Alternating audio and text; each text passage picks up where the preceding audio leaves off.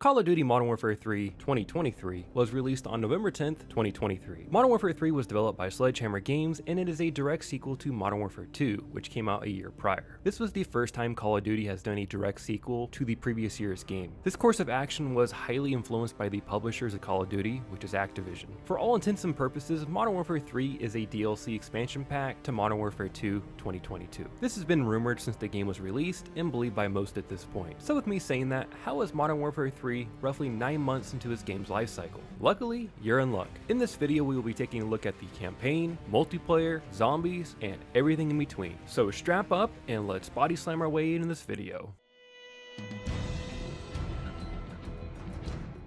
Oh boy, where do I even begin for Modern Warfare 3's campaign? To me, it is simply the worst Call of Duty campaign that has ever been made. The story felt rushed and just dumb. Furthermore, the overall campaign only clocked in at around 5 hours of gameplay. This has been the trend for most COD campaigns over the last 5 years or so, but this one in particular just felt so rushed and haphazardly thrown together, especially with the new gimmick of open combat missions, which is just survival mode / warzone in the sandbox of the campaign level. I genuinely really dislike the open combat missions. It just felt way too much like a Warzone wannabe. I'll be the first to admit that I have not really enjoyed the reboot of the Modern Warfare series, but if you're gonna do it, please make something a bit more compelling. I personally found Modern Warfare 2019 to be fine enough, even though the story was mind-numbingly predictable. Modern Warfare 2's campaign was at least more intriguing, the characters were more compelling, and Graves worked pretty well as a villain. I say all this because Modern Warfare 3 highly advertised how they were bringing back Vladimir Makarov to the rebooted universe, which didn't surprise me, but they really needed to have the right story in place to do the character justice. In the original Modern Warfare 3 from 2011, Makarov proved to be one of the best Call of Duty villains of all time, if not the best. So with that, how did Modern Warfare 3 destroy Makarov in 2023? Well, he's less compelling, a bit of an idiot at times, and has this weird petty beef with Soap. Makarov is supposed to be cold and calculating, not petty and illogical. Either way, I think this game failed with trying to bring Makarov back. All the character did was kill Soap at the end of the game, and not much more, which leads me into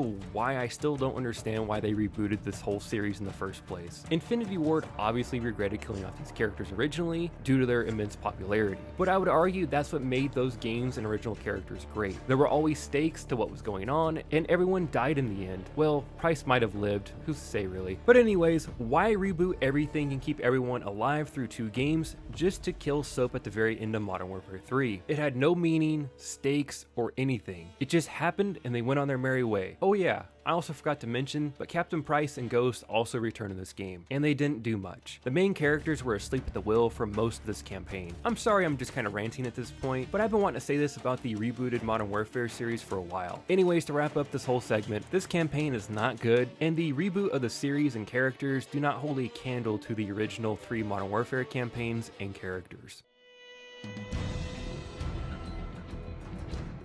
I can simply say if you played Modern Warfare 2 2022, you played the multiplayer for Modern Warfare 3. I will give props where it is due since the movement is better in this game compared to its predecessor. Even with that said, it feels truly like a DLC to the previous game. Even all the launch maps for this game were just remastered maps from the original Modern Warfare 2 from 2009. And I cannot tell you how tired I am of having to clarify what Modern Warfare game I'm talking about in what era.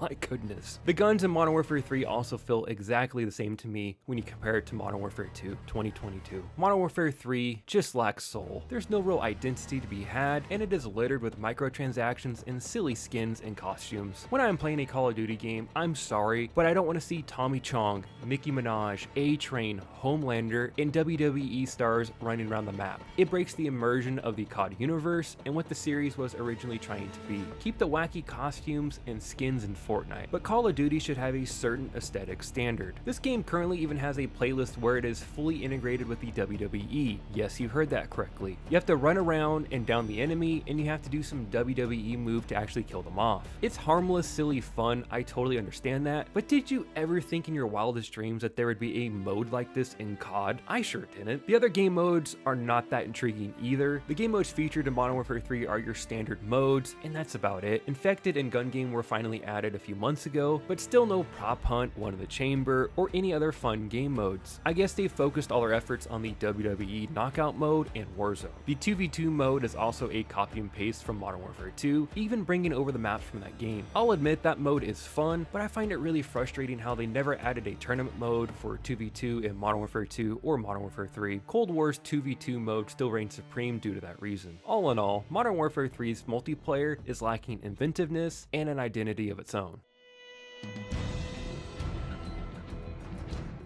Modern Warfare 3 Zombies is nothing to write home about. There are a lot of elements carried over from Cold War into this game, which is a good thing or a bad thing depending on how you feel about that game. Either way, Modern Warfare 3 Zombies is Warzone Zombies, and there's no two ways about it. It has the same mechanics, feel, and map layout as Warzone, just with the undead roaming around. I'm not going to sit here and call this game mode great, but I definitely think it is the best thing in MW3. There is decent replayability to be had if you push yourself into the higher level zones on the map. With that said, I do think having the timer kind of hurts this game mode. Every time I've played this mode, I feel like it is time to exfil right when I finally get set up with the weapons and perks that I want. I will admit a 45-minute timer is an interesting idea and it gives you a sense of urgency, but I think I would much prefer an unlimited timer, or I could even compromise with an hour-and-a-half timer, somewhere around there. It really just feels like the game mode doesn't want you to be there, if that makes any sense. 9 months in, I think the mode is fine. I went many months without playing it, and I found it to be the same experience as it was on launch. To conclude about Modern Warfare 3 Zombies, it's fine enough, but I doubt it will be remembered all that well over the coming years.